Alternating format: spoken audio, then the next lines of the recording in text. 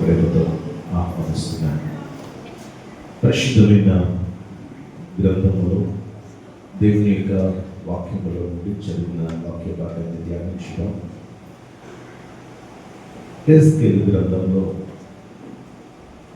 ప్రవక్త అయిన యెహెజ్కేలు గారు దర్శనంలో అతడు చూస్తున్నప్పుడు దేవుని యొక్క దూత ఆత్మచేత నింపి ఆయనను మరి మందిరం యొద్దకు తీసుకుని వెళ్ళి ఉన్నారు. ఆ మందిరపు గుమ్మము యొద్దకు ఆ యొక్క దేవుని దూత తీసుకుని వెళ్ళినప్పుడు ఆ మందిరము వద్ద ఏం జరుగుతుంది అన్నది ఇక్కడ ఈ యొక్క యెహెజ్కేలు గారు ప్రవక్త అయిన యెహెజ్కేలు గారు చూస్తున్నాడు. ఈ మందిరపు గవని యొద్ద జరిగేది ఏమిటి?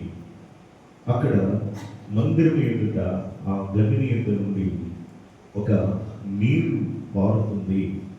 మందిరపు గవిని యొద్ద నుండి నీరు అనేది పారుతుంది. అయితే ఈ నీరు అనేటువంటిది ఎలాగ ఎక్కడ నుండి పారుతుంది అన్నది మనం ఇక్కడ జ్ఞాపకం చేసుకుంటున్నాం. ఈరోజు చెప్పాలనుకున్నటువంటి అంశం ఏంటి అని అంటే కుడి ఎడమ అనేటటువంటి మాటల గురించి మీతో పంచుకోవాలనుకుంటున్నాను. మనకి కుడి వైపు ఎడమ వైపు అనేటటువంటి రెండు మనకి బాగా ప్రాముఖ్యమైనవి. మనం చూస్తాం దిక్కులు ఎన్ని, మనకి 4 దిక్కులు: తూర్పు, పడమర, ఉత్తరము, దక్షిణం అనేటువంటి 4 దిక్కులు మనం చూడగలుగుతున్నాం. అయితే పిల్లగా మనం ఎక్కడ నిలబడినా ఈ 4 దిక్కుల్లో మనం ఏ దిక్కులు నిలబడినా మనకి కుడివైపు ఎడమవైపు అనేటటువంటి 2 భాగాలుగా మనం చూస్తున్నాం. అయితే బైబిల్లో చాలా విషయాలు ఈ కుడి ఎడమల గురించి మనము వ్రాయబడుతున్నటువంటి విషయాలు ఉన్నాయి. ఎందుకంటే ఈ కుడి ఎడమల అనేటటువంటి ఈ 2 కూడా మనిషికి చాలా ప్రాముఖ్యమైనవి. ఇందులో మనకి కూడా దేవుడు ఇచ్చినటువంటి ఈ 2 చేతులు ఏవైతే ఉన్నాయో ఇవి ఒకటి కుడి వైపునను మరొకటి ఎడమ వైపును ఉన్నట్లుగా మనం చూడగలుగుతున్నాం. బైబిల్లో మనం గమనిస్తున్నప్పుడు యేసుక్రీస్తు ప్రభువారిని సిలువ వేసినప్పుడు ఏం చేశారు? ఆయనతో పాటు ఆయన మధ్యలో ఉన్నారు. కుడివైపు ఒక దొంగ, ఎడమ వైపు ఒక దొంగ ఉన్నట్లుగా మనం చూడగలుగుతున్నాం. తర్వాత ఆది కాండంలో మనం వెళ్తే లోతు, అబ్రహాము ఇద్దరు కలిసి వారి గ్రామం నుంచి బయలుదేరి దేవుడు చూపించేటటువంటి దేశానికి వెళ్తున్నారు. ఈ అబ్రహాం గారు, లోతు గారు. లోతు అబ్రహాం గారి యొక్క సోదరుని కుమారుడు. లోతు అబ్రహాం గారి యొక్క సోదరుని కుమారుడు. అయితే ఈ లోతును అబ్రహాము కలిసి బయలుదేరి వెళ్తుండగా మార్గ మధ్యంలో వీరి ప్రయాణంలో వీరు ఈ పనివారు ఆ పనివారికి మధ్య గొడవ వచ్చింది. ఎందుకంటే అక్కడ ఈ గొర్రెలు ఉండేవి, అలాగే అబ్రహాముకి గొర్రెలు ఉండేవి, లోతుకి కూడా గొర్రెలు ఉండేవి. ఆయనకి కాపరులు ఉండేవారు, ఈయనకి కూడా కాపరులు ఉండేవారు. ఈ విస్తారంగా పెరుగుతుంది ఆస్తి, పనివారు కూడా పెరుగుతుండగా గొడవలు ఎక్కువైపోయి ఇద్దరు కూడా విడిపోయే పరిస్థితి వచ్చింది. అలా విడిపోయే పరిస్థితి వచ్చినప్పుడు ఏం చేస్తాడంటే అబ్రహాము గారు అతనికి ఒక మాట చెప్తాడు. ఇదిగో, నీకు కనిపిస్తున్న ఈ స్థలంలో నీవు ఎటువైపు వెళ్తావో అది నీ ఇష్టం, అది నువ్వు కోరుకో అని చెప్పేసి చెప్తాడు. అబ్రహాం గారు లోతుకి ఒక ఆఫర్ ఇస్తున్నాడు అన్నమాట. మొదటి అవకాశం ఇస్తున్నాడు. అది ఒకసారి వాక్యం చదువుకుంటే 13వ అధ్యాయము 9వ వచనము ఒకసారి చదువుదాం. ఆది కాండము 13వ అధ్యాయము 9వ వచనం. ఈ దేశమంతయు నీ ఎదుట నున్నది కదా, నన్ను విడిచి వేరుగా ఉండుము. నీవు ఎడమ తట్టుకు వెళ్ళిన ఎడల నేను కుడి తట్టుకును, నీవు కుడి తట్టుకు వెళ్ళిన ఎడల నేను ఎడమ తట్టుకును వెళ్ళుదునని లోతుతో చెప్పగా. చాలండి, చాలు. ఇక్కడ ఎడమ తట్టుకైనాను కుడి తట్టుకైనా సిద్ధంగా ఉన్నటువంటి వాడు ఈ యొక్క అబ్రహాము అన్నది మనం జ్ఞాపకం చేసుకుంటున్నాం. మరొక సంఘటన మనం చూద్దాం. ఇక్కడ జరిగినటువంటి సంఘటనను మనం మీకు జ్ఞాపకం చేస్తున్నాను. ఈ కుడి ఎడమ అనే విషయంలో సిలువలో ఉన్న ఇద్దరు దొంగలు, యేసయ్యకి కుడి వైపున ఒకరు, ఎడమ వైపున ఒకరు. తర్వాత అబ్రహాము పనివారికి లోతు పనివారికి గొడవ వచ్చినప్పుడు మనం విడిపోదాం, దాని నుండి వేరైపో, కాబట్టి ఎడమ వైపుకు నువ్వు వెళ్తే నేను కుడి వైపుకి వెళ్తాను, నువ్వు కుడి వైపుకి వెళ్తే నేను ఎడమ వైపుకి వెళ్తాను అని ఒక అవకాశం ఇచ్చాడు. తర్వాత మనము ఆది గ్రంథము 48వ అధ్యాయంలో ఒకసారి చూస్తే అక్కడ యాకోబు ఏం చేస్తాడంటే తన 12 మంది కుమారులను కూడా దీవిస్తాడు. తన 12 మంది కుమారులను కూడా దీవిస్తూ ఉంటాడు. ఒక్కొక్కరిని పిలిచి దీవించినప్పుడు ఏం చేస్తాడు అంటే, యోసేపు గారు తన కుమారులు అయినటువంటి వారిద్దరిని కూడా తీసుకొస్తాడు. యోసేపు గారు యాకోబు గారి దగ్గరికి తన 2 కుమారులను తీసుకుని వస్తాడు. తీసుకుని వచ్చినప్పుడు ఏం చేస్తాడు అంటే, తన చేతిని వారి మీద ఉంచి దీవిస్తాడు. తన చేతిని వారి మీద ఉంచి దీవిస్తున్నాడు. ఆ విషయంలో మనం ఒకసారి గమనిస్తే ప్రియులారా, ఇక్కడ చేతుల నుంచి దీవించుట అనేది గమనిస్తున్నాం. చూడండి, 14వ వచనంలో మనం ఒకసారి జ్ఞాపకం చేసుకున్నట్లయితే 13వ వచనం చదువు. తర్వాత యోసేపు ఇశ్రాయేలు ఎడమ చేతి తట్టున తన కుడి చేత ఎఫ్రాయిమును, ఇశ్రాయేలు కుడి చేతి తట్టున తన ఎడమ చేత మనష్షేను పట్టుకొని వారిద్దరిని అతని దగ్గరకు తీసుకుని వచ్చాడు. ఎవరు? యోసేపు గారు తీసుకుని వచ్చాడు. ఎవరిని? మనష్షేని, ఎఫ్రాయిము తీసుకొచ్చాడు. ఎఫ్రాయిము, మనష్షే అనే 2 కొడుకులు కూడా ఈ ఎవరు? యోసేపు గారికి కొడుకులు. కానీ ఇక్కడ వీరు ఇశ్రాయేలు 12 గోత్రాలలో కలిసిపోయారు. ఇప్పుడు ఈ 12 గోత్రాలు ఎవరివి? యాకోబు గారివి. యాకోబు గారి 12 గోత్రాలు, 12 మంది కొడుకులు ఇచ్చాడు దేవుడు, 12 గోత్రాలు. కానీ ఈ 2 కుమారులు తప్పింపబడ్డారు. 12 మందిలో 2 కుమారులకు ఇచ్చిన అవకాశము పోగొట్టుకోబడ్డారు. గోత్రాలలోని లెక్కల్లో నుండి తొలగింపబడ్డారు. కారణం వారి పాపం. అయితే ఈ యోసేపు గారి కొడుకులు 2 ఉన్నారు కదా, వాళ్ళిద్దరూ మనష్షే, ఎఫ్రాయిము అనే వీళ్ళిద్దరు కూడా ఈ 12 గోత్రాలలో 2 కూడా చేర్చబడ్డారు అన్నమాట. కాబట్టి గమనించండి, ప్రతిదీ మీరు తెలుసుకోండి, ప్రతిదీ కూడా బైబిల్ మీరు గుర్తుపెట్టుకుంటే అది మనకి ఎప్పటికైనా ఇది ఉపయోగపడుతుంది. కాబట్టి గమనించండి, అసలు యాకోబుకి ఏమవుతారు వీళ్ళిద్దరు? మనష్షే, ఎఫ్రాయిము యాకోబు గారికి మనవళ్ళు అవుతారు కదా. కానీ ఇప్పుడు 12 గోత్రాలలో వీళ్ళు చేర్చబడడం ద్వారా వీరు కుమారుల లెక్కలోకి వచ్చేసారు. కాబట్టి ఈ ధన్యతలో ఎవరికి వాళ్ళకే ప్రత్యేకంగా దేవుని యొక్క దీవెన ఇచ్చేశారు. ఆ దీవెన తండ్రి ఎవరిని దీవిస్తాడో, ఏం దీవిస్తాడో ఆ దీవెనలే వాళ్ళకి కలుగుతాయి. ఒక లెక్క ప్రకారంగా దీవెనలు ఉండేవి. మొదట పెద్దవాడికి దీవెనలు ఉంటాయి, తర్వాత రెండో వాడికి దీవెనలు ఉంటాయి. అలాగున్న ఆ దీవెనలు అనేవి పెద్దల ద్వారా ఇచ్చేవారు. అలాగున్న మనము ఇస్సాకు కూడా తన దీవెనలు మొదటి కుమారుడిగా ఆ యాషావుకి ఇవ్వాలి, కానీ యాకోబు పొందుకున్నాడు. ఇంకా దీవెనలు మిగిలి లేవు. మనమైతే ఎన్ని దీవెనలైనా ఇచ్చేస్తాం. 100 మంది మన ముందుంటే ఆ 100 దీవెనలు ఇచ్చేసి పంపించేస్తాను. ఆ 100 దీవుల్లో నెరవేరుతున్నాయో లేదో అనవసరం, మనకి తెలియదు, వాళ్ళకి తెలియదు. కానీ ఆ కాలంలో అలా కాదు, లెక్క ఉండేది ఖచ్చితంగా. యాకోబు గారిని ఆయన దీవించాడు.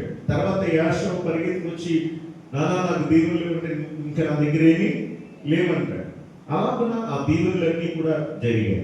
ఇక్కడ గమనించండి, ఇక్కడ ఏం చేస్తున్నాడంటే కుమారులిద్దరినీ కూడా తండ్రి దగ్గరికి తీసుకొచ్చినప్పుడు తండ్రికి కుడివైపున ఒకరిని పెడుతున్నాడు, ఎడమ వైపున మరొకరిని పెడుతున్నాడు. ఎవరు? యోసేపు గారు.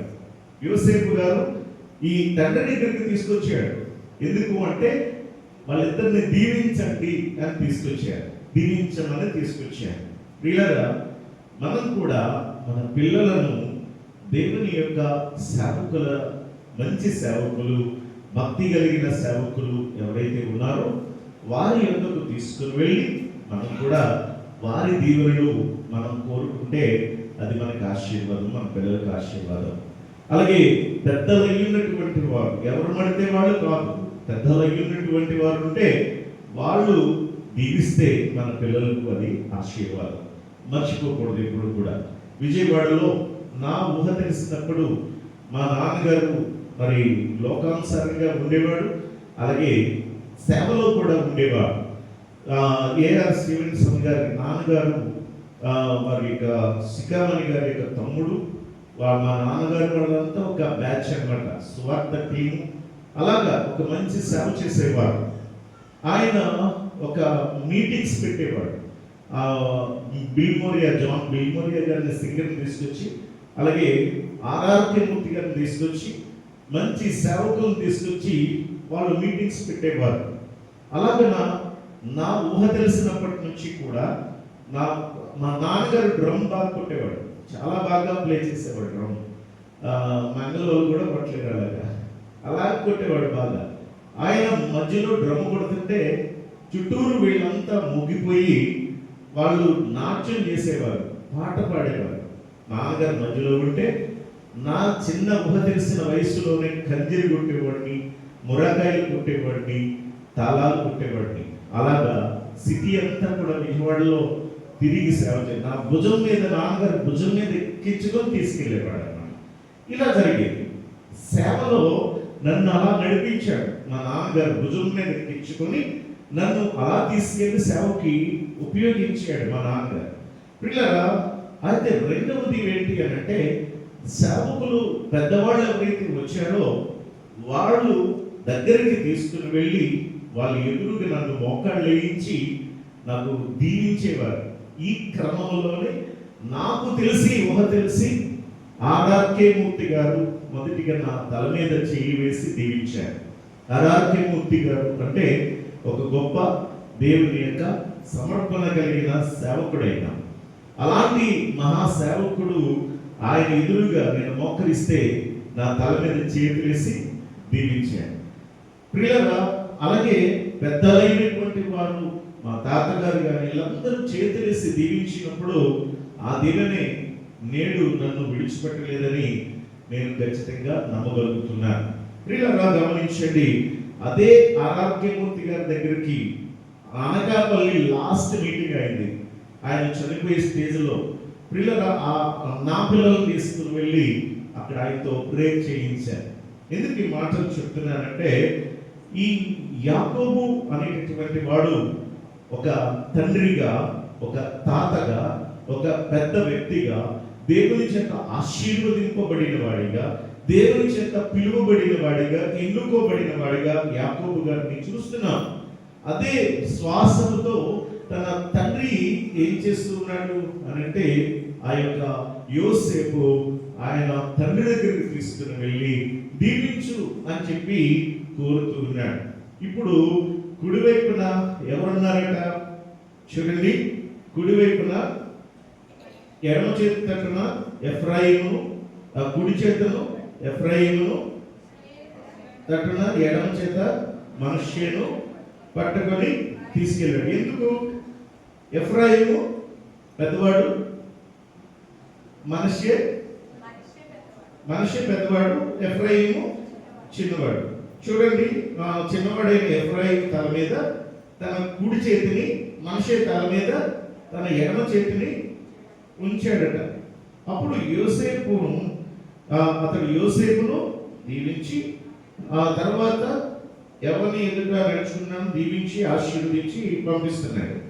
కానీ ప్రియులారా, ఇక్కడ పెద్దవాడైనటువంటి వాని మీద కాకుండా చిన్నవాని మీద తన కుడి చేతిని మనష్య మీద ఉంచి దీవిస్తున్నట్లుగా మనం చూస్తున్నాం. ఇదే కదా, మనష్య తల మీద తన ఎడమ చేతిని, ఎఫ్రాయిము తల మీద కుడి చేతిని ఉంచి దీవించినట్లుగా మనం గమనిస్తున్నాం. ఈ కీర్తన గ్రంథంలో మనం గమనిస్తే ఈ ఎఫ్రాయిము గురించి అలాగే ఈ మనష్య గురించి ప్రత్యేకించి రాస్తూ ఉంటాడు. ప్రియులారా, మనం ఒకసారి ఈ వివరణలోనికి మనం వెళ్దాం. ఇంకా మనం చూసిన విషయాలు 3 ఒక ఉదాహరణగా మనం చూసుకుంటున్నాం. ఒకటి ఏంటంటే, యేసయ్య సిలువలో ఉన్నప్పుడు దొంగలిద్దరు, ఒకడు కుడివైపున మరొకడు ఎడమ వైపున. కుడివైపున ఉన్నటువంటి దొంగ మార్పు చెందినవాడు అన్న విషయానికి మనం గమనించవచ్చు. తర్వాత ఇక్కడ మరి లోతు అబ్రహాము జీవితాన్ని మనం పరిశీలన చేసినప్పుడు ఎటువైపు కోరుకున్నాడు అంటే తాను ఎడమ వైపుకు కోరుకున్నట్లుగా మనం గమనించవచ్చు. తర్వాత ప్రియులారా, ఈ యొక్క ఆ దీవెన విషయంలోకి వచ్చేసరికి ఇక్కడ మరి ఎఫ్రాయిము మీద ప్రియులారా ఆ కుడి చేతి నుంచి దీవించిన విషయాన్ని మనం గమనిస్తూ ఉన్నాం. అయితే ఇక్కడ మందిరము దగ్గరికి మనం వస్తూ ఉన్నాం. ఈ మందిరము ఎదుట నుండి కూడా, గవని ఎదుట నుండి ప్రవహించేటటువంటి ఈ నీరు ఏదైతే ఉందో ఆ నీరు ఎక్కడ నుండి వస్తుందట చూడండి. మొదటి వచనము ఆఖరి భాగం. ఆ నీళ్లు బలిపీఠమునకు దక్షిణముగా మందిరపు కుడి ప్రక్కన క్రింద నుండి పారుచుండెను అని మనం ఇక్కడ గమనిస్తున్నాం. అంటే ఎక్కువగా మనకి కనిపించే అంశం ఏంటి అంటే కుడివైపు కుడివైపు కుడివైపు అనే అంశం కనిపిస్తుంది. మనకి ఈ 2 చేతులు ఉన్నాయి. ఈ 2 చేతుల్లో మనం ఎక్కువగా ఉపయోగించేది దేనికి చెప్పండి? ఇది కుడి చేతిని ఉపయోగిస్తాం. ఈ కుడి చెయ్యి అనేది కేవలం మనం ఉపయోగించేది కాదు, ఇది బైబిల్లో కూడా దీనికి ఇంపార్టెన్స్ ఇవ్వబడింది. కుడి వైపుకు ఇంపార్టెన్స్ ఇవ్వబడింది, కుడి చేతికి కూడా ఇంపార్టెన్స్ ఇవ్వబడింది. అందుకనే ఈ మాట మీకు జ్ఞాపకం చేస్తున్నాను. ఇక్కడ మందిరము నుండి ఆ క్రింది నుండి నీరు ప్రవహిస్తూ వెళ్తుంది. ఆ నీరు ఎటు నుండి? మందిరం యొక్క కుడి ప్రక్క నుండి అన్నది మనం గమనిస్తున్నాం. అర్థమవుతుంది కదండి? నా మాట జాగ్రత్తగా వినండి.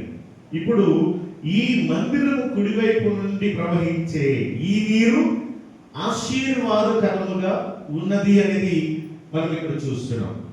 ఎంతగా ఆశీర్వాదకరంగా ఉంది అంటే ప్రియులారా, ఆ మందిరము కుడివైపు నుండి అది కుడివైపున క్రింద నుండి పారుతున్నటువంటి నీరు ప్రారంభపు దశలో అది కేవలము చీలమండ లోతు వరకు ఉంది.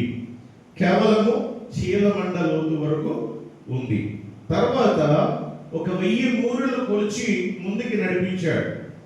అక్కడికి వెళ్ళి చూసేసరికి ఆ నీరు ఎంత ఉంది అంటే మోకాళ్ళ లోతు వరకు మనం చూస్తూ ఉన్నాం. తర్వాత ఇంకా 1000 మూరలు కొలిచి ముందుకి నడిపించాడు ఈ ప్రవక్తని, దూత. అలా ముందుకు వెళ్ళి 1000 మూరలు కొంచెం ముందుకు వెళ్ళి చూసేసరికి అక్కడ ఎంత లోతు వచ్చింది అంటే మొల లోతు వరకు వచ్చింది. చీలమండ లోతు నుండి ప్రారంభమైంది, వెళ్ళే కొలది మోకాళ్ళ లోతుకి వెళ్ళింది. ఇంకా ముందుకు వెళ్ళే కొలది మొల లోతు వరకు వెళ్ళింది. ఇంకా ముందుకు వెళ్ళే కొలది ఇంకా 1000 మూరలు కొలిచి ముందుకు నడిపించి చూసేసరికి ఎంత లోతు ఉంది అంటే దాటలేనంత, అంటే మునిగిపోయే అంత లోతు అక్కడ ఉంది.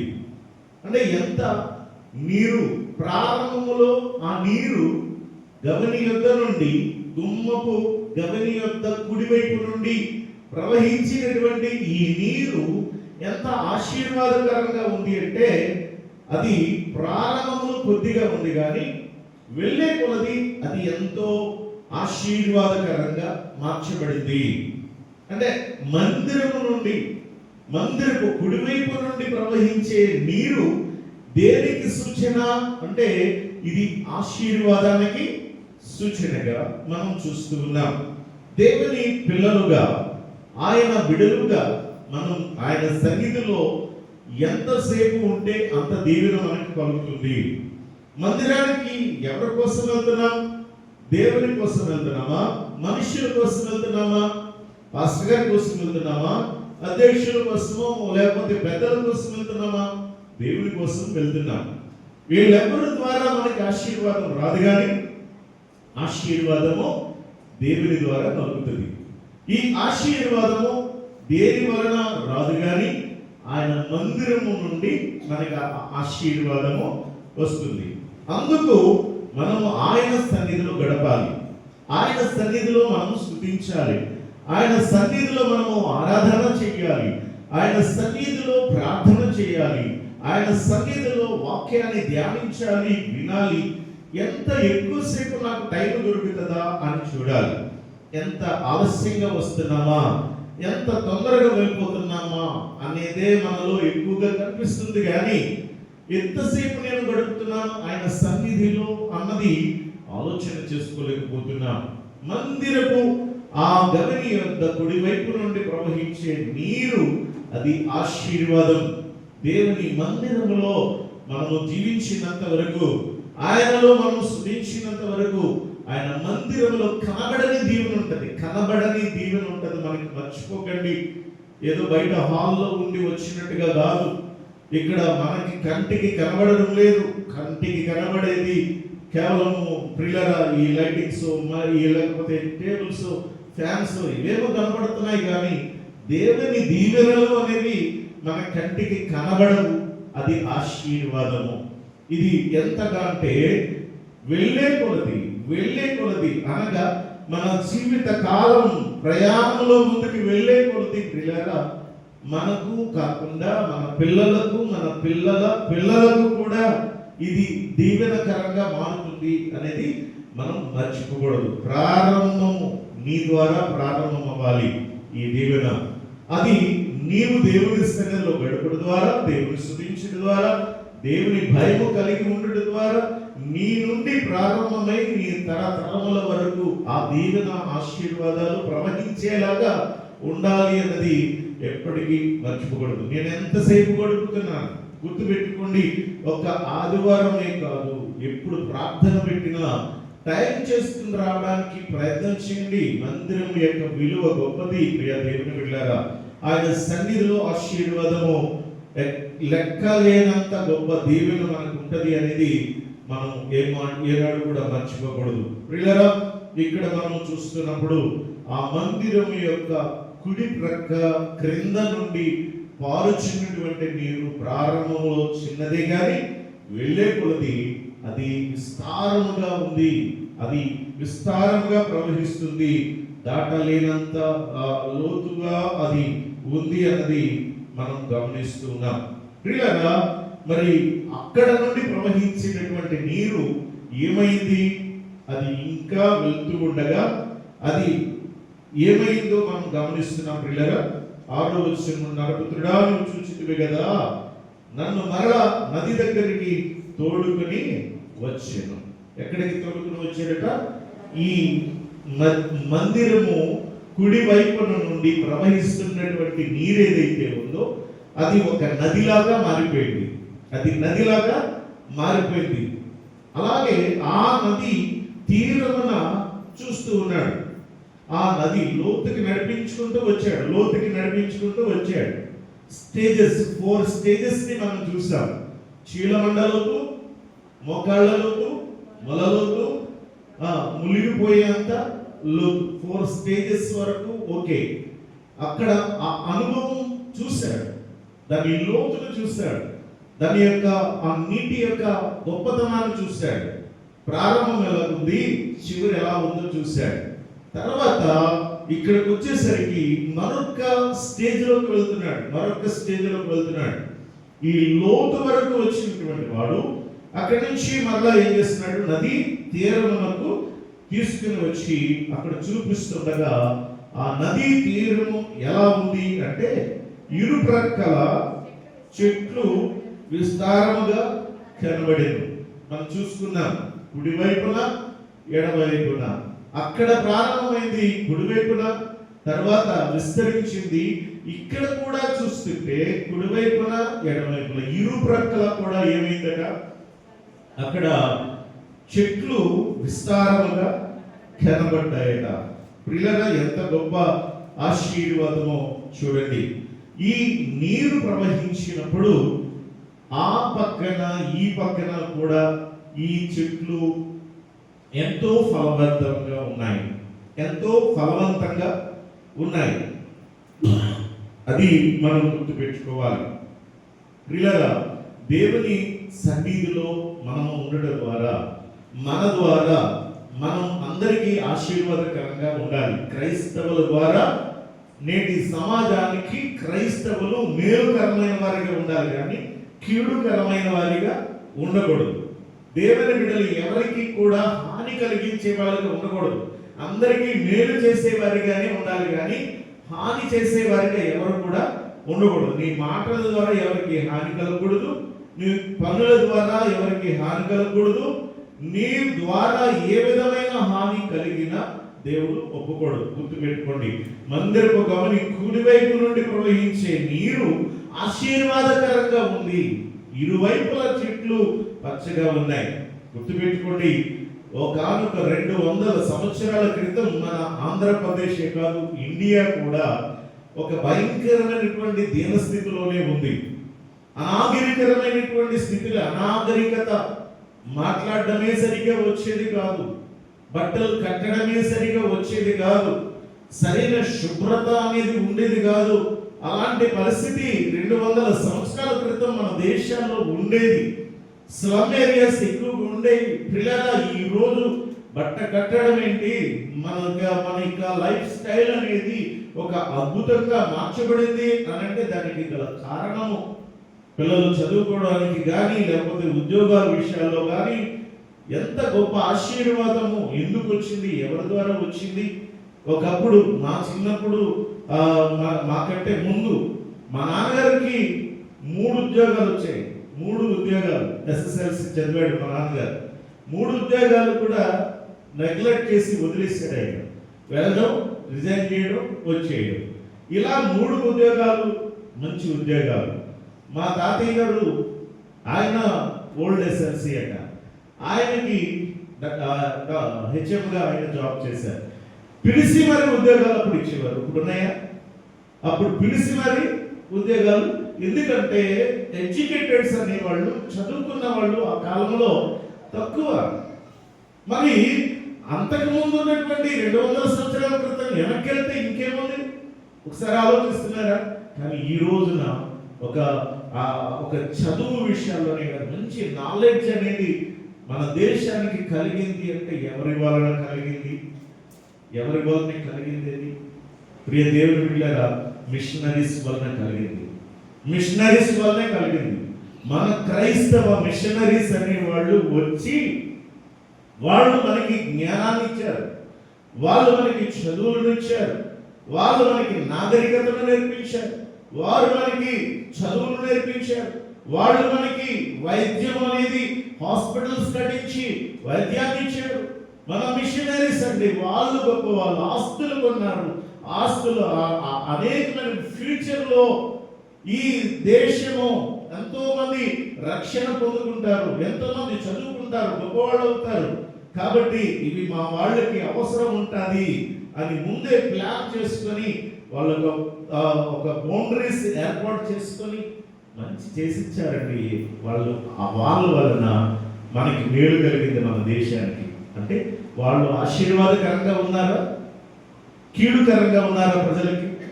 మీ ద్వారా ఇతరులకు మేలు కలగాలి తప్ప ఇతరులకు మన ద్వారా ఏమాత్రం కీడు కలగకూడదు. ఎప్పుడైనా ఎవరికైనా సహాయంగా ఉన్నారా?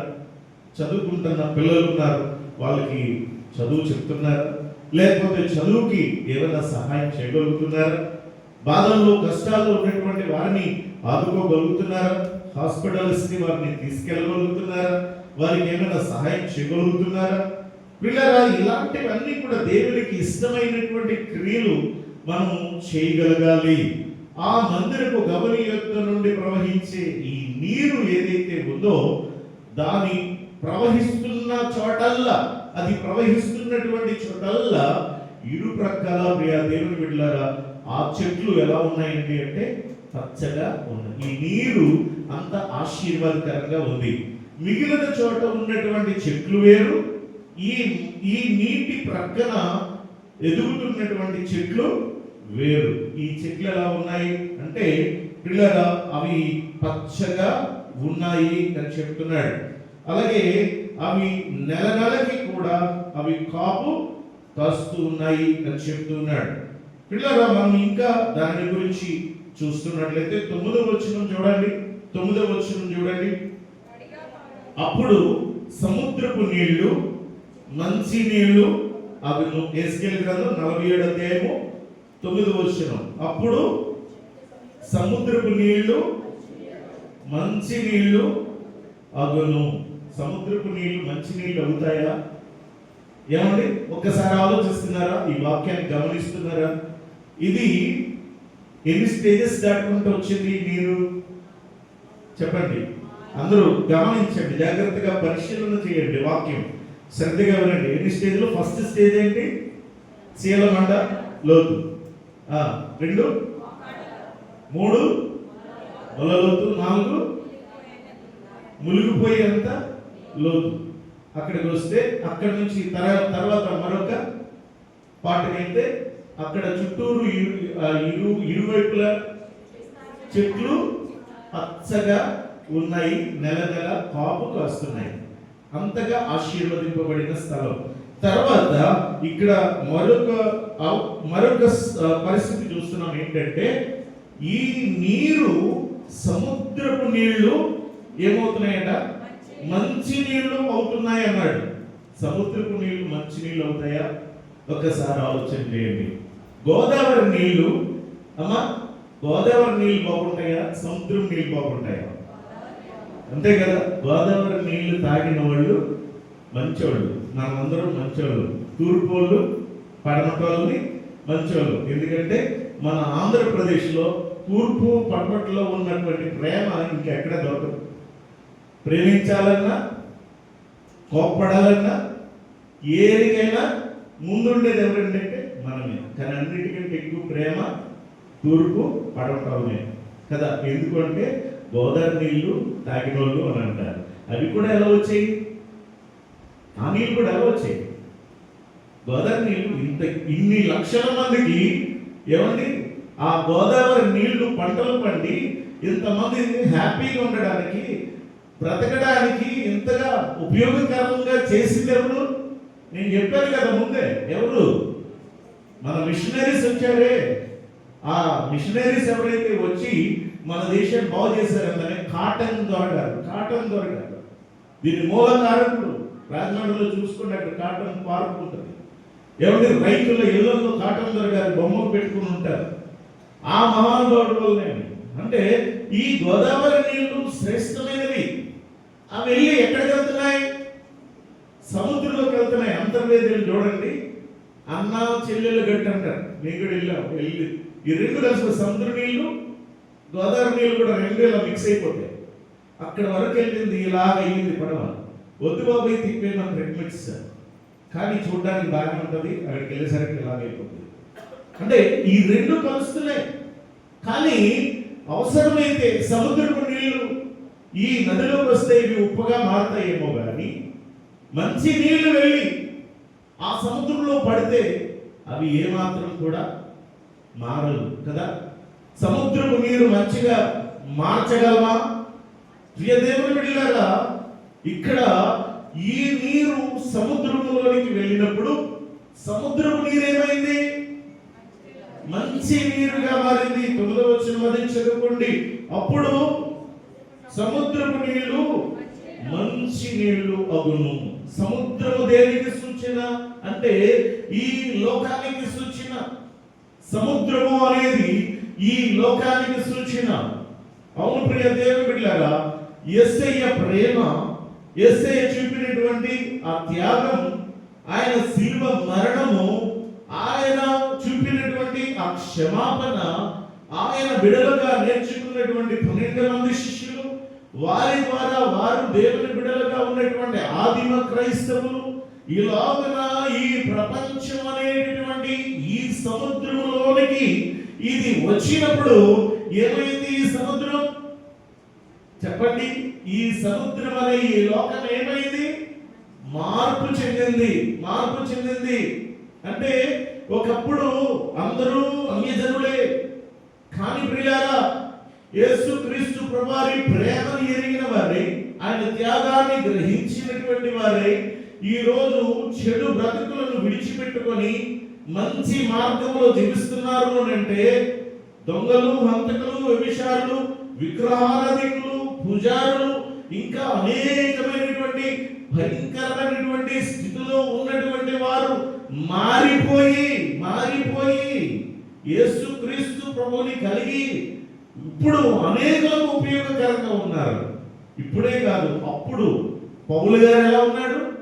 పూర్వము నేను చెప్పండి దూషకుడను, పూర్వము నేను హింసకుడను, పూర్వము నేను హానికరుడను అని అన్నాడు. ఎప్పుడు పూర్వం అంటే యేసయ్యను నమ్మకుండా ఉన్నప్పుడు. కానీ యేసుని కలిగిన తర్వాత, యేసుని విశ్వాసం ఇచ్చిన వాడు ఎన్ని సంఘాలు కట్టాడు, ఎన్ని ప్రాంతాలకు వెళ్ళి సువార్త చెప్పాడు, ఎంతమందిని మార్చాడు. ప్రియ దేవుని పిల్లారా, అంటే దేవుని యొక్క ప్రేమ, ఆ ప్రేమ, ఆ నీరు ఏం చేయబడుతుంది అంటే ప్రపంచమంతటా విస్తరించి మంచి మార్గంలోనికి నడిపిస్తుందండి. కాబట్టి ప్రియ దేవుని పిల్లారా, సముద్రపు నీరు మంచి నీరుగా అయింది. ఈ రోజున మనం కూడా మరి మంచి నీరుగా మనం కూడా ఉండాలి అన్నది జ్ఞాపకం చేస్తూ ఉన్నాను. చూడండి, ఆ మంచి నీరు మంచి నీళ్లను చూడండి, వడిగా పారు ఈ నది వచ్చు చోట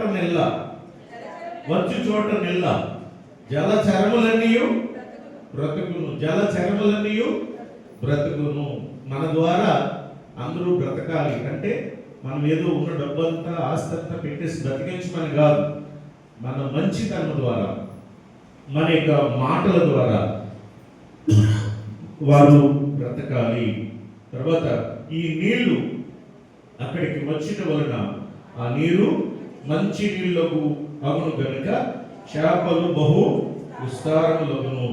ఈ నది ఎక్కడికి పారునో అక్కడ సమస్తమును బ్రతుకును. ఎక్కడికి పారునో మురికి నీళ్లు మంచి నీళ్ళు అవుతున్నాయి, మురికి నీళ్లు మంచి నీళ్ళు అవుతున్నాయి, ఉప్పటి నీళ్లు మంచి నీళ్లు అవుతూ ఉన్నాయి.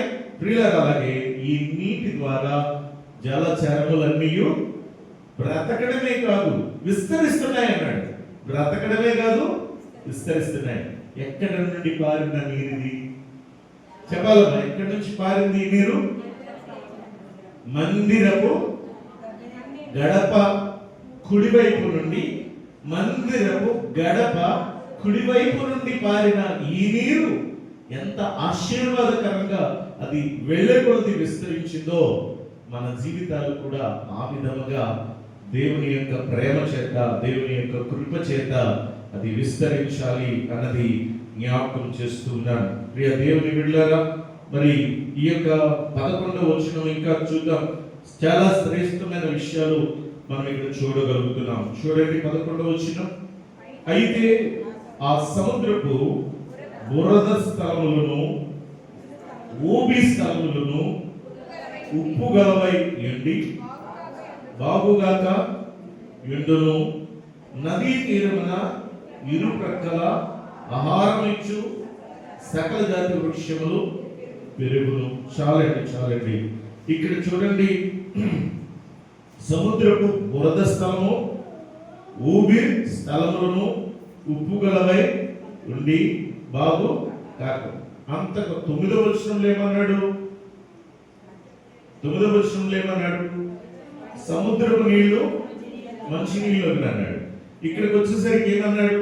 11వ వచనంలో బురద స్థలాలు, ఊబి స్థలాలు ఉప్పు గలవై ఉండి బాగు కాక ఉండవు. ఇది ఎవరికి ఉద్దేశించి చెప్తున్నాడు? నీళ్లు, సముద్రపు నీళ్లు బాగుపడతాయి, మంచి నీళ్ళు అవుతాయి అన్నాడు. కానీ ఇక్కడ చెప్పాలి, అందరూ కూడా అర్థం చేసుకుంటున్నారా? నా మాట అర్థం చేసుకుంటున్నారా? ఏ విధంగా చెబితే మీకు అర్థమవుతుందా అని ఆలోచిస్తూ ఆలోచిస్తూ ఆలోచిస్తూ చాలా వరకు ప్రిపేర్ అవుతున్నాను. ఎందుకంటే సిటీస్లో పెద్ద పెద్ద చోట్ల ఎడ్యుకేటెడ్స్ దగ్గర చెప్తే వేరే వేలో చెప్తారు. కానీ ఇంకా మీకు అర్థమవుతుందా లేదా అనేది కొంతవరకు నాకు డౌట్. దానివల్ల ఇంకా ఏం చెప్పాలా అని, ఎందుకంటే వాక్యం వ్యర్థం కాకూడదు. ఒక దినము దేవుని యొక్క వాక్యము వ్యర్థమయ్యిందా మీ జీవితాల్లో ఎంతో ఎంతో ఎంతో నష్టపోతారు. అందుకే పదే పదే మీకు అడుగుతూ ఉన్నాను, గమనించు.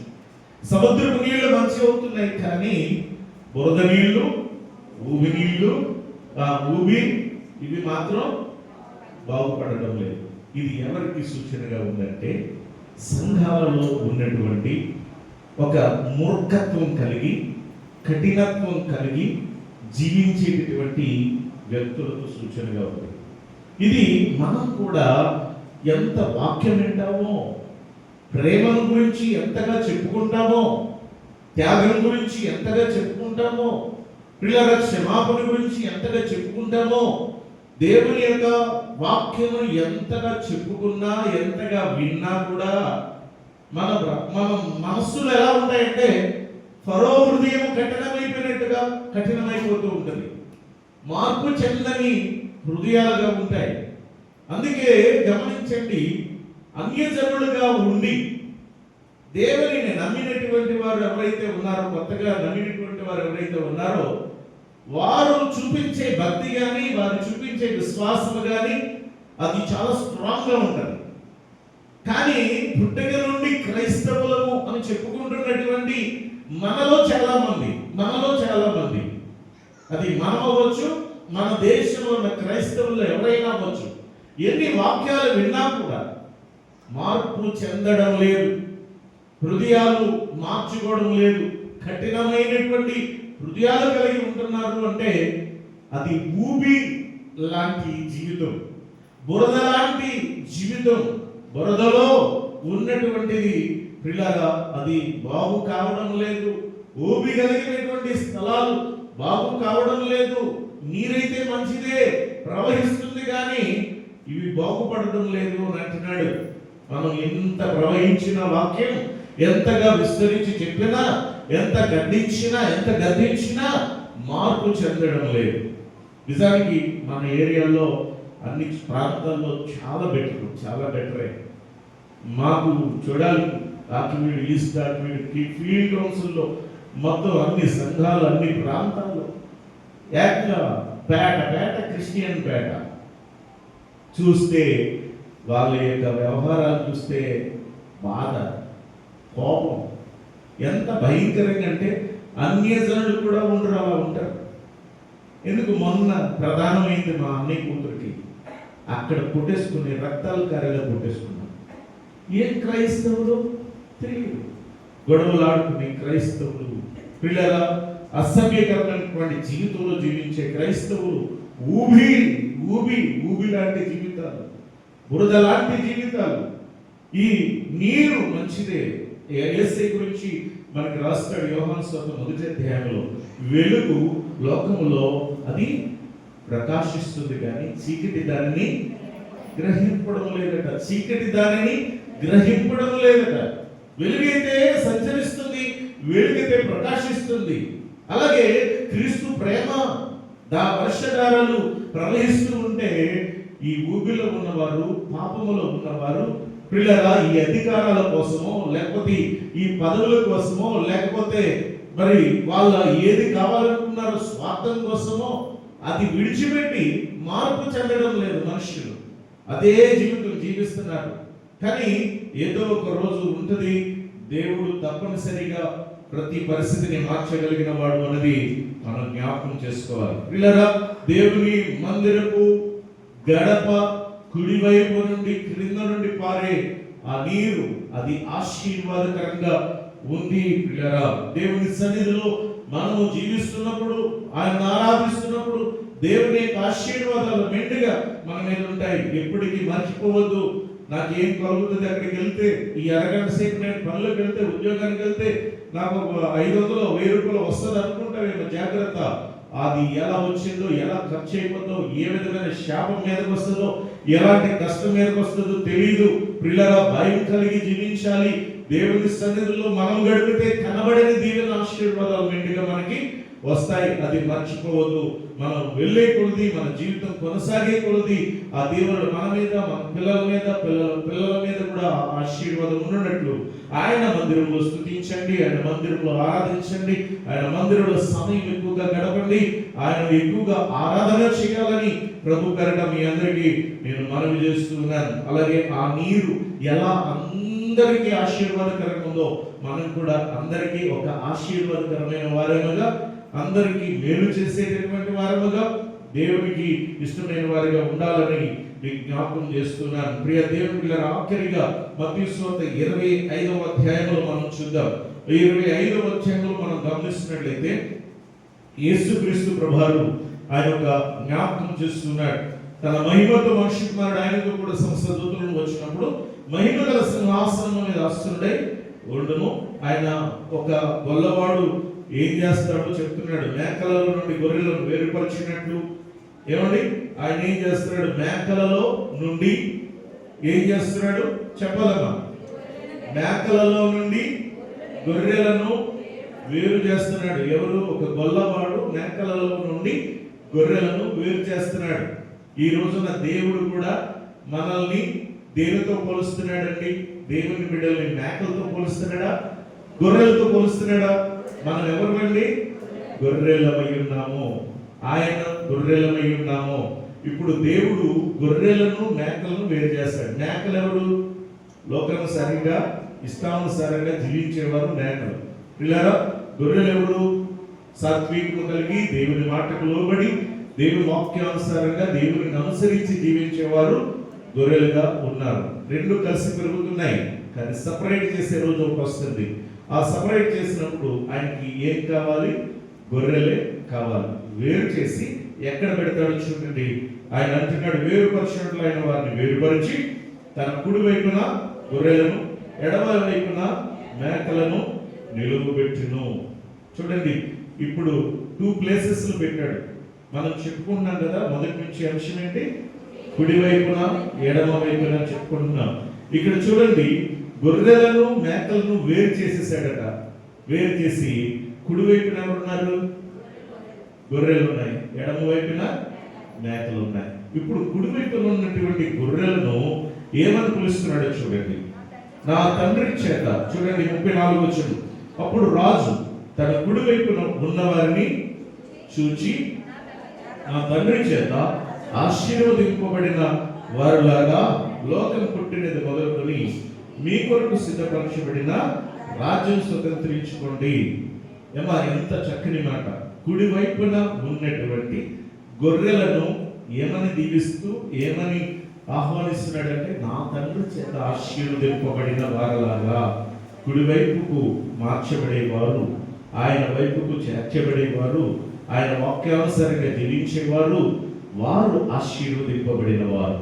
వారిని అంటున్నాడు, నా తండ్రి చేత ఆశీర్వదించబడిన వారలాగా పుట్టినది లోకం పుట్టిన మొదలు మీ కొరకు సిద్ధపరచిన రాజ్యాన్ని స్వతంత్రించుకునడి అని వీళ్ళు దీవిస్తున్నాడు. ఎవరినండి?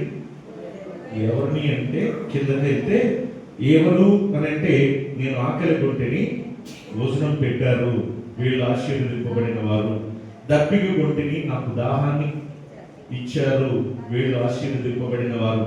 పరదేశినై ఇంటిని చేర్చుకున్నారు, వీళ్ళు ఆశీర్వదింపబడిన వారు. దిగంబరిన ఇంటిని నాకు బట్టలు ఇచ్చారు. వీళ్ళు ఆశీర్వదింపబడినారు. రోగిన ఇంటిని నన్ను చూడటానికి వచ్చారు, వీరు ఆశీర్వదింపబడిన వారు. చెరసాలలో ఉంటేనే నా ఎదుకు వచ్చారు. వీళ్ళరా ఇది తెలియకుండానే చేశారంట వీళ్ళు. అర్థమవుతుందా? సమయం ఇంకొక 5 నిమిషాలు ఆలస్యమైన పర్లేదు, వాక్యం అమూల్యమైన గుర్తుపెట్టుకోండి. ఆశీర్వదింపబడిన నా తండ్రి చేత ఆశీర్వదింపబడిన వాళ్ళరా, మీ కొరకు సిద్ధపరిచినటువంటి రాజ్యంలోనికి రండి అని అంటున్నాడు. కానీ ఎవరు ఈ ఆశీర్వదింపబడిన వారు? ఎవరు? చూడండి, ఆకలి కొనిన వారికి ఆహారం పెట్టినటువంటి వారు, దప్పికొన్న వారికి దాహం ఇచ్చిన వారు, పరదేశంలో అయినటువంటి వారిని చేర్చుకున్నటువంటి వారు, దిగంబరులుగా ఉన్నటువంటి వారికి బట్టలు ఇచ్చిన వాళ్ళు, రోగులుగా ఉన్నటువంటి వారిని. ఇది ఇంపార్టెంట్. ఇది ఇంకా ఇంకా ఇంపార్టెంట్. అసలు సంఘంలో కొదువేది అంటే ఎవరైనా చచ్చిపోతే వాళ్ళ దగ్గరికి రావడం లేదు చాలా మంది. దేవుని ప్రేమ చూడండి, ఆయన రాజ్యాన్ని కోల్పోతారు. మీరు చూసుకోండి, ఆయన రాజ్యాన్ని కోల్పోతారు. ఆశీర్వదింపబడిన వారు కుడివైపున్నారు. రాలేని పరిస్థితుల్లో ఉన్న వాళ్ళు ఓకే, రాగలిగిన వారు కూడా రావాలి. ఇది దేవునికి ఇష్టమైన పని. చనిపోతే సంఘ బిడ్డలు ఎవరైనా చనిపోతే ప్రతి ఒక్కరు రావాలి, అది బాధ్యత. ప్రియులారా, ఏ కష్టమన్నా ఏ పరిస్థితి ఎదురైనా మనం అందరం కలుసుకోవాలి. ఒకవేళ రోగిగా ఉంటే వెళ్ళి పరామర్శించడం కూడా అది బాధ్యతే. మన సంఘంలోనే కాదు, ఎవరైనా సరే. ఇక్కడ అంటున్నాడు, చూడ వచ్చి రోగిన ఇంటిని చూడ, చెరసాల ఇంటిని నా ఎదుగు వచ్చారు. అప్పుడు తెలియకుండా చేశారట వీళ్ళంతా. ఈ పనులు చేసిన వాళ్ళు ఎవరు? తెలియకుండా చేశారు. తెలియకుండా చేస్తే వాళ్ళకి దీవెనలు ఉన్నాయని కూడా వాళ్ళకి తెలియదు. ఇలా మేము చేస్తే మేము దేవుని రాజ్యంలోకి వెళ్తాం, ఇలా చేస్తేనే వెళ్తామని కూడా వాళ్ళకి తెలియదు. అర్థమవుతుందండి? వీళ్ళు ఏ లెక్కలోకి వెళ్ళబడ్డారంటే నీతిమంతుల లెక్కలోకి వెళ్ళబడ్డారు. అందుకు నీతిమంతులు ఎవరు? ఈ నీతిమంతులు పైన చెప్పిన వాటన్నిటిని పాటించినటువంటి ఈ నీతిమంతులు అంటారు, ఎప్పుడు నువ్వు ఆకలి ఉన్నావు, ఎప్పుడు నీకు ఆహారం ఇచ్చాం, ఎప్పుడు దప్పికొని ఉన్నావు, ఎప్పుడు దాహం ఇచ్చాం, ఎప్పుడు పరదేశం ఉన్నావు, ఎప్పుడు నేను చేర్చుకున్నాం, దిగంబరు ఎప్పుడు వచ్చావు, బట్టలు ఎప్పుడు ఇచ్చాము, ఎప్పుడు ఎప్పుడు ఎప్పుడు నువ్వు ఎప్పుడు వచ్చావయ్యా, నువ్వు ఎప్పుడు, నేను నీకు ఎప్పుడు చేశావు అని వాళ్ళు అంటున్నారు. చూసారంటే వాళ్ళకి తెలియకుండానే ఇలా చేస్తేనే మాకు దీవెనలు కలుగుతాయి అని తెలియకుండానే చేశారంటే వారి నరాలలో కూడా ప్రేమను నింపుకున్నారు. నేను చెప్పాను కదా, మన దేశానికి ఇంత నాగరికత, ఇంత శ్రేష్టత, ఇంతటి మేలు జరిగిందంటే కేవలం పిల్లల మన ఇండియన్స్ దెబ్బ కొట్టుకునే వాళ్ళే తప్ప, చేసిన దానిని ఇది మాది మాది దోచుకున్నారని చేస్తున్నదే తప్ప ప్రియుల వారు చేసినది దేనికైనా శబాష్, వారు చేసి మనకి ఇచ్చారు ప్రేమతో, అది మనం ఉపయోగించుకుంటున్నాం అనేటటువంటి లేదు. ప్రెస్టేజ్ మన వాళ్ళకి చాలా ఎక్కువ. అందుకే ప్రియ గమనించండి దేవుని బిడ్డలారా, వారు చూపిన ప్రేమే ఈరోజు ఇంతగా వారు తెలిసి చేశారు. కానీ నీతిమంతులు ఇది తెలియకుండానే చేయడం అనేది అది మన నరనరాల్లో జీవించుకోవాలి. ప్రియ దేవుని బిడ్డలారా, ఈరోజు విరిన వాక్యాన్ని మనం జ్ఞాపకం చేసుకుందాం.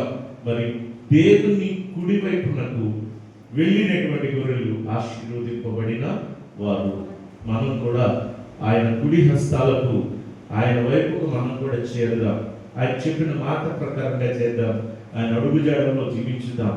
ఆయన చెప్పిన ప్రేమ, ఆయన ఇచ్చినటువంటి మాదిరిని మనం కూడా కలిగి ఉందాం. అటు కృప ప్రభు దయచేయనుగా ప్రార్థన చేసుకుందాం.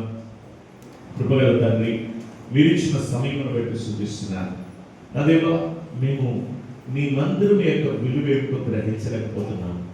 నీ మందిరములో ఎక్కువసేపు కూడా మేము గడపలేకపోతున్నాం.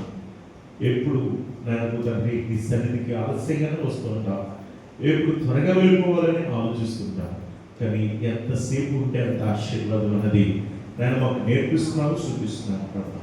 ఇదిగో తండ్రి, నేను ఆశీర్వదింపబడిన వారు మీ కుడివైపు ఉన్నారు నాయన. అవును నాయన, మీ మాట ప్రకారంగా జీవించి నాయన సేవ నేను చేసేటటువంటి వారు, అలాంటి దీవెన ఆశీర్వాదాలు మా ప్రియ బిడ్డలందరికీ మాపై కుమరించండి ప్రభా. నీకు ఇష్టమైన జీవితం మేము జీవించడానికి సహాయం చేయండి. వాక్యం అందరి హృదయాలలో ఫలింప చేయాలి. యేసు నామమున అడిగి వేడుకుంటున్నాను తండ్రి. ఆమేన్.